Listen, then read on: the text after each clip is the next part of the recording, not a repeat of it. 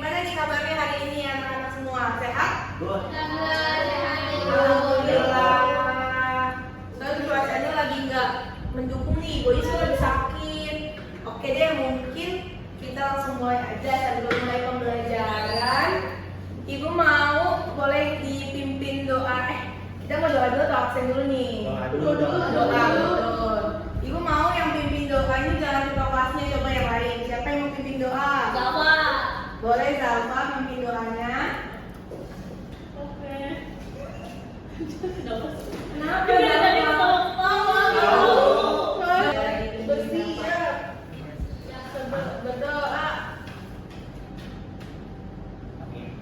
berdoa selesai memberi salam. Assalamualaikum warahmatullahi wabarakatuh.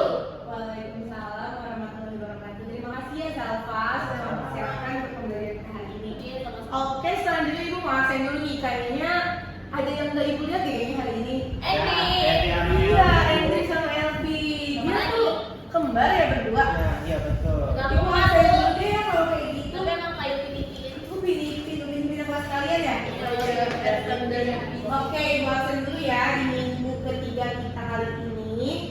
Zalfa, Hamidah, Aisyah, Nisrina, Iren, Azam, Kiki, Radit, Endri nggak hadir. Endri udah 2 pertemuan yang nggak hadir ya pertemuan ibu. Ibu takut dia ketinggalan pelajaran, nanti ketua kelasnya tadi tolong ya Betul kayak dikabarin Endrinya gitu. Kenapa? samperin aja Bu ya. Samperin, nanti ibu coba tanya sama wali kelas kalian ya. Ibu siapa wali kelas kalian ya? Ibu lupa. Ibu Syarifah. Iya Ibu. Oh iya, Ibu Syarifah. Oh iya, betul. Sama sekali siapa yang nggak hadir? LD ya? LD kemana? Dia dari pagi ibu lihat deh pas ibu pacara. Nggak tahu deh itu. Oh sakit. Oh gitu. Oke deh. Kalau gitu kita langsung mulai aja ya. Pembahasan kita hari ini masih sama seperti minggu sebelumnya, masih pengantar ilmu geografi. Tapi ibu sebelum mulai ibu mau lihat kalian dulu nih. Ini kan tahun minggu lalu udah ibu jelasin nih terkait dengan perbedaan dari kedua gambar ini. Nah, kalian tahu nggak sih apa perbedaan dari kedua gambar ini? Mulai sebelah kiri kekuatan, kalau kanan kebiasaan. Oke, betul banget Radit. Nah, tapi ibu mau kalian karena kemarin kita udah sempat bahas ini, ibu mau sekarang kalian memberikan kesimpulan dari dua gambar ini, apa perbedaannya dan dari skala pandang geografi itu seperti apa. Boleh ibu mau bagi kelompok 3 orang. Ini ada 8 ya, berarti 4 orang deh. Oke. Jadi yang depan sampai yang belakang ya. Kalian diskusikan, ibu kasih waktu 2 menit untuk diskusikan kedua gambar yang ada di depan sini. Nah, nanti ibu minta 1 orang perwakilannya untuk maju ke depan presentasi. Oke, waktunya 2 menit. Ibu mulai dari sekarang. Ibu nanti perwakilan kelompok kita Radit ya. Iya, boleh. Kita siapa? Iya, ya udah sana. Ya, Jadi ini kalian ini ya. Halo teman-teman, dengerin dulu. Jadi kalian nanti bandingkan kondisi geografis antara wilayah A dan juga wilayah B. Oke? Waktunya 2 menit. Itu masih ada lembutnya. Itu lihat tuh ada kayak salam bunga ada kebun. Itu di data nanti. Tapi yang makanan ini kata aku sih karena ini dan belum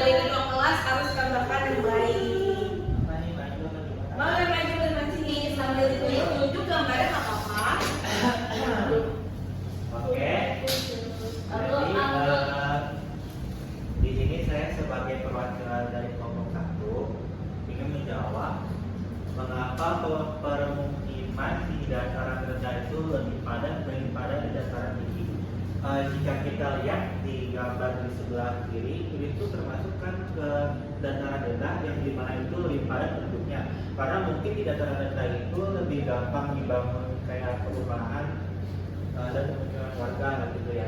Terus juga kalau dilihat di sini itu pemerataan bangunannya itu lebih rata gitu, lebih mepet. Sementara kalau misalnya kita lihat di sebelah kanan itu kan termasuk ke dataran tinggi ya.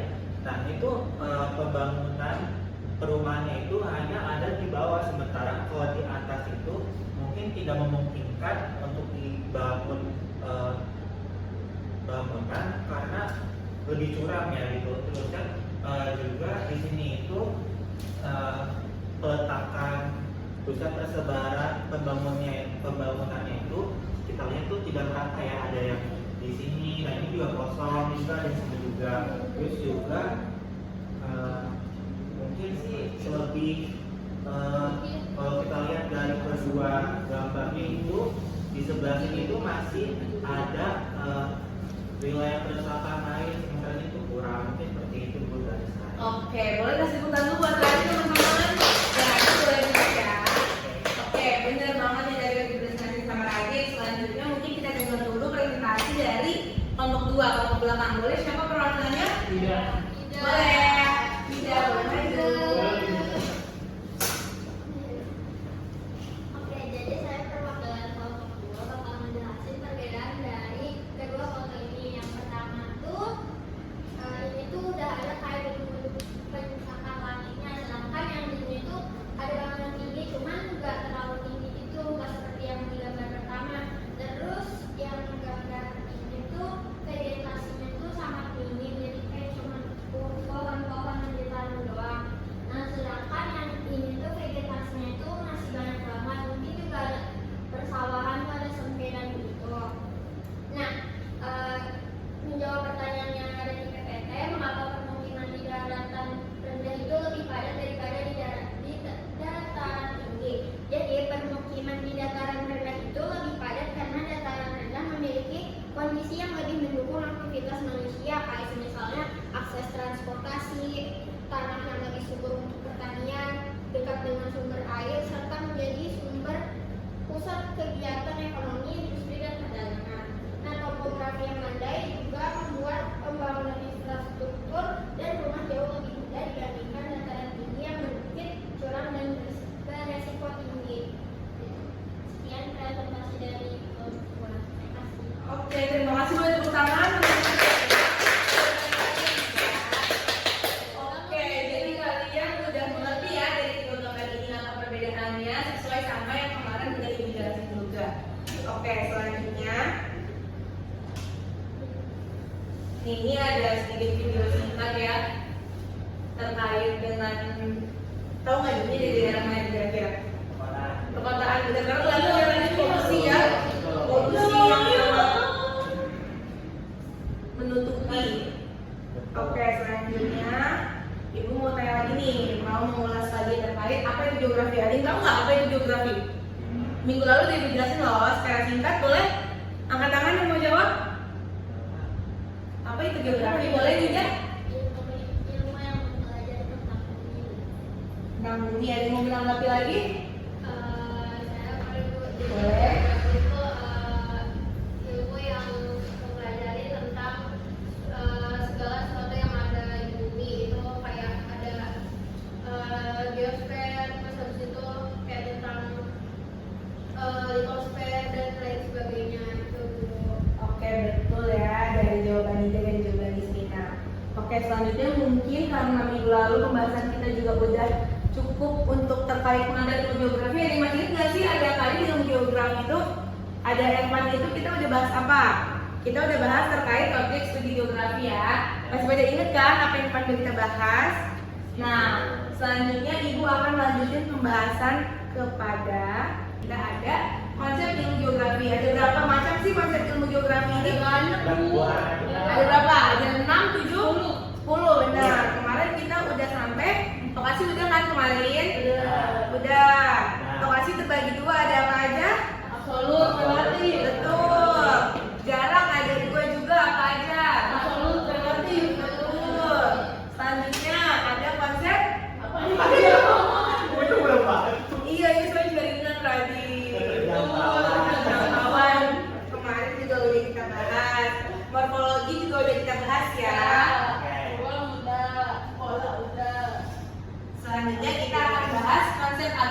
Boleh dibaca Azan?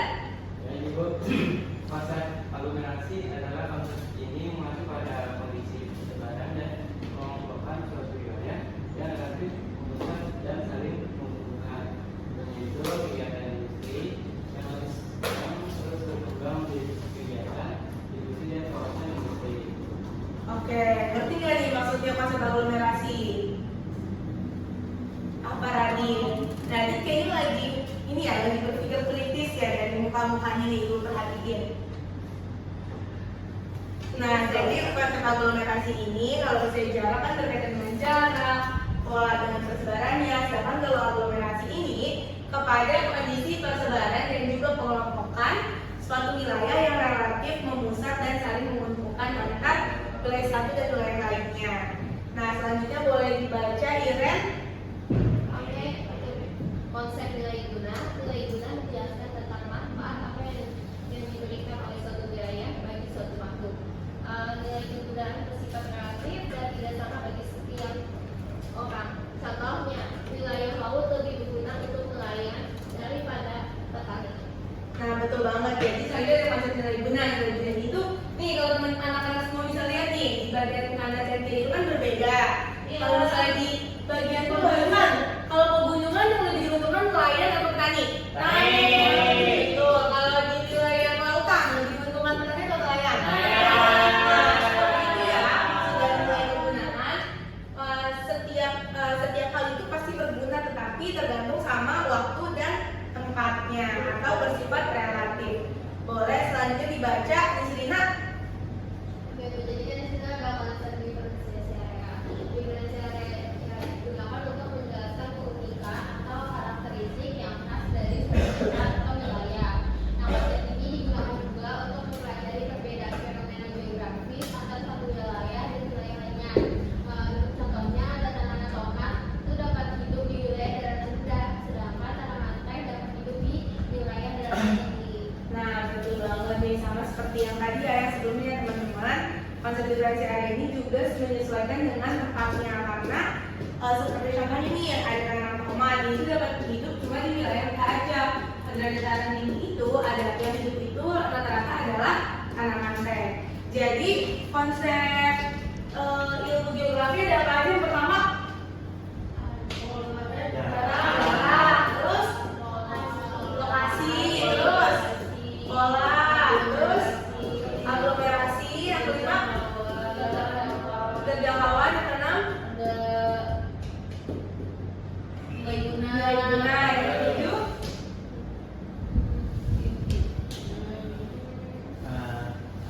apa? Ayo. Pola udah ya? Udah pola. Ayo lupa ya. Coba Keterjangkauan udah belum, Bu? Udah. keterjangkauan udah. Belum. Kaitan ruang. Keterkaitan ruang betul. Terus dua lagi. Apa tadi? Nilai guna udah belum? Udah. Udah. Terus apa yang belum? Diferensiasi area? Belum. Satu lagi berarti apa? Morfologi. Betul. Oke, selanjutnya setelah kita ke konsep, kita ada pendekatan geografi dan ini aku kasih video singkat untuk membantu teman-teman bisa berpikir kritis ya. Ini play ya videonya, boleh diperhatikan.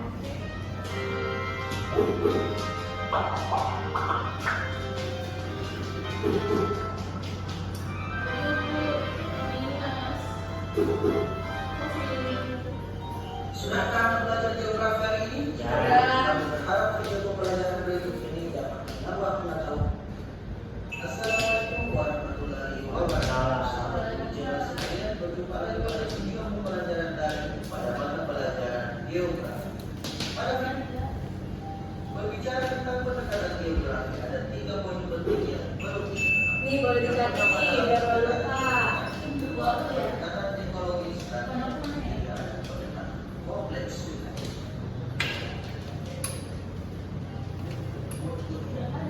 Tata keruangan atau spasial digunakan untuk mengkaji fenomena-fenomena geosfer berdasarkan ruang tertentu.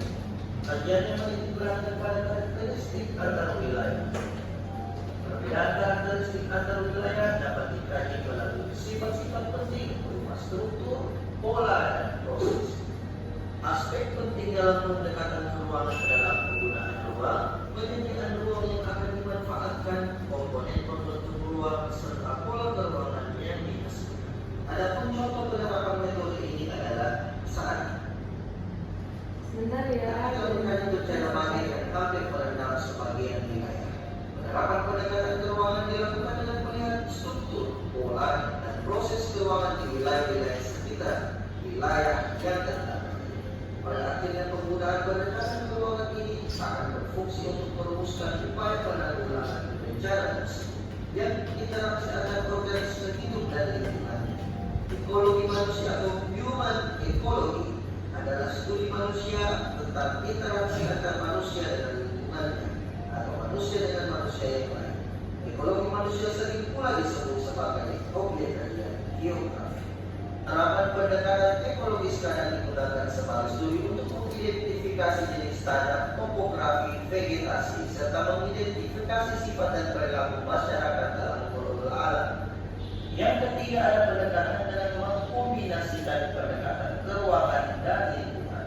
Penerapan pendekatan ini misalnya untuk perencanaan kawasan pemukiman atau kawasan transmigrasi. Oke, jadi pendekatan geografi ada apa? Ada berapa? Ada 3. Apa aja? Ruangan terus. Kewilayahan Pendekatan offline. sama operasi wilayah. Operasi wilayah mana ya? Kompleks aku kompleks blok B. Aku belum ya. Oke, jadi ada 3 ya. Pendekatan itu ada pendekatan ruangan, terus ada itu yang kedua kewilayahan, dan yang ketiga Kompleks wilayah. kompleks wilayah. Oke, ke pendekatan sendiri itu ada 3 ya. Jadi untuk pendekatan keruangan sendiri itu adalah analisis atau cara pandang geografi yang menekankan, waduh, bentar ya, Waduh. tidak bisa di zoom. Itu Bu tuh yang di sebelah kotak-kotak empat itu bisa. Oh iya, itu ya. Nah, bisa. iya. Ya. Nah, ini menekankan ruang sebagai kajiannya, meliputi persamaan, perbedaan, dan juga keseluruhan penggunaan ruang seperti di video sebelumnya. Nah, untuk selanjutnya ada pendekatan ke lingkungan, boleh dibaca dalam Pak. Analisis atau cara pandang geografi dengan menerapkan konsep ekologi, contohnya kondisi sungai yang kotor dan penyebab banjir di sekitar wilayah sepanjang aliran sungai. Oke, selanjutnya ada pendekatan kompleks wilayah. Ini adalah gabungan dari kedua pendekatan sebelumnya, yaitu dilakukan secara menyeluruh dengan menggabungkan antara pendekatan keruangan dengan pendekatan ke lingkungan. Oke, selanjutnya itu ada aspek geografi. Aspek geografi ini terbagi menjadi 2. Ada aspek fisik dan juga ada aspek, ada yang tahu nggak apa nih? Non fisik. Nah, untuk aspek fisik sendiri ini, waduh nggak kelihatan ya? Itu Oke, apa? jadi untuk aspek fisik ini ada abiotik dan juga ada abiotik. Nah. Ini nggak kebaca ya teman-teman ya? Iya, belum tuh. Yang Ada sinyal. sinyal nih Buat sepertinya di visual sini. ya, Bu. Iya betul. Nah, jadi aspek fisik geografi itu, aspek fisik geografi itu terbagi menjadi 3.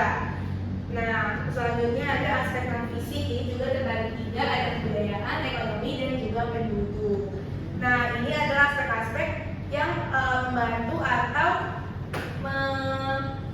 melengkapi gitu ilmu geografi di lingkungan sekitar kita.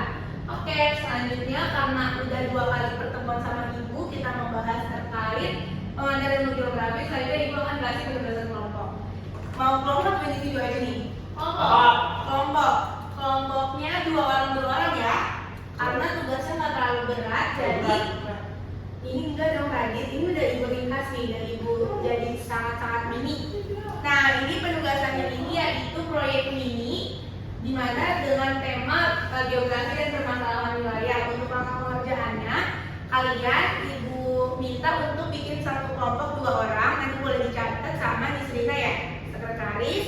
Kalian boleh pilih satu masalah nyata di wilayah, sekolah atau kota kalian. Jadi boleh di lingkungan sekolah, boleh di lingkungan tinggal kalian. Selanjutnya juga kalian boleh lakuin minialisasi sederhana. Misalnya di lingkungan sekolah kalian mau ke RT Selanjutnya kalian menganalisis masalah tersebut menggunakan aspek utama dari geografi yang ada di papan tulis. Ini maaf ya Ibu harusnya 5, yaitu menggunakan aspek geografi, objek geografi, pendekatan, ruang lingkup, dan juga konsep. Jadi dalam proyek ini udah harus mencakup dari kelima hal dalam geografi yang udah kita bahas di 2 pertemuan. Selanjutnya laporan ini dibuat sebanyak 2-3 halaman. Jadi satu kelompok minimal 2 dan maksimal 3 halaman. Ini dikumpulkan minggu depan atau minggu depannya lagi? Minggu depannya lagi. Kalau karena minggu depan itu tanggal merah ya, hari Seninnya. Jadi kita di pertemuan selanjutnya itu di pertemuan ke berapa? 5. Oke. Untuk tugas ada yang mau ditanyain? Udah aman ya? Udah ngerti sama tugasnya? Boleh. Iya, Ini laporannya di print atau nggak usah itu? Nggak usah, diketik aja, dikumpulin berupa PDF ya. Nanti ibu serahin Google Drive-nya buat dikumpulkan.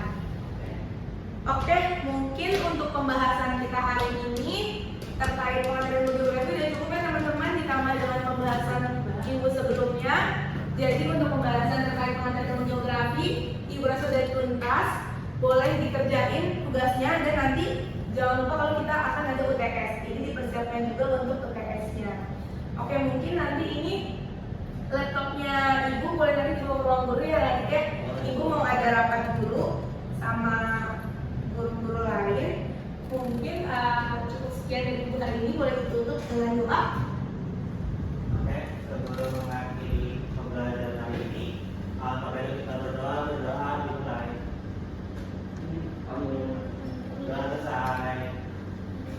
Oke, terima kasih anak-anak, semangat ya belajarnya. Sama-sama. Jangan lupa dikerjain ya tugasnya ya. Oke, Bu. Assalamualaikum.